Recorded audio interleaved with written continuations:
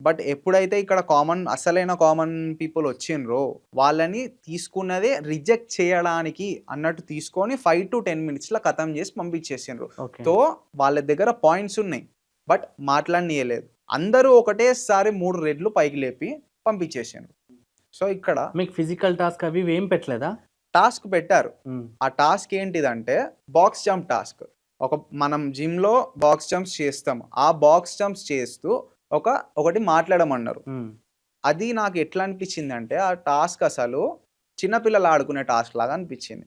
నేను వాళ్ళకి జెప్పిన అక్కడ ఉన్నప్పుడు గూడా నా ఇంట్రోలో జెప్పిన. ఏంటిది నేనొక పవర్ లిఫ్టర్‌ని. నాకు స్టేట్‌లో గోల్డ్ ఉన్నాయి. నేనొక 200 కేజీస్ అయినా సరే లిఫ్ట్ చేస్తాను. స్క్వాట్స్ చేస్తాను. నాకు ఎండ్యూరెన్స్ ఉంది. స్ట్రెంగ్త్ ఉంది. స్టామినా ఉంది.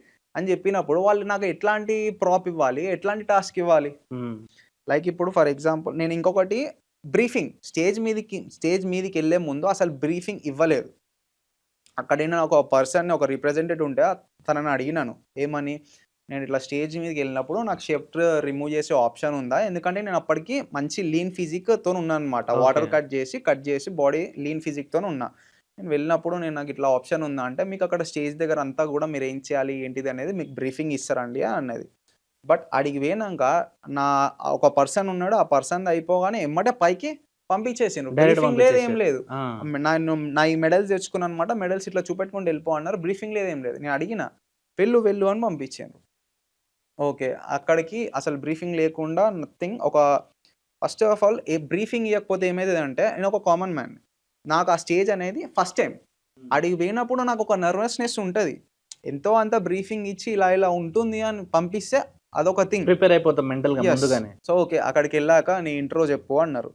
నా ఇంట్రో బేసిక్‌గా ఏమున్నది అనేది వాళ్ళకి ఇంట్రడక్షన్ అనేది బేసిక్ ఇంట్రడక్షన్ ఇచ్చినా. నేను సో అండ్ సో ఇక్కడి నుంచి వచ్చినాను. ఇట్లా అని. దాని తర్వాత ఏదైతే మనం బుక్లెట్స్ రాసినాం గదా! Group 200 questions. డిస్కషన్‌లో బుక్లెట్ రాసినాం గదా! దాంట్లో ఏవైతే లూప్ హోల్స్ మనం రాసినామో, లైక్ ఎందుకు రిగ్రెట్ అయితున్నావు? ఇట్లాంటియన్ని క్వెషన్స్ ఉన్నాయి గదా!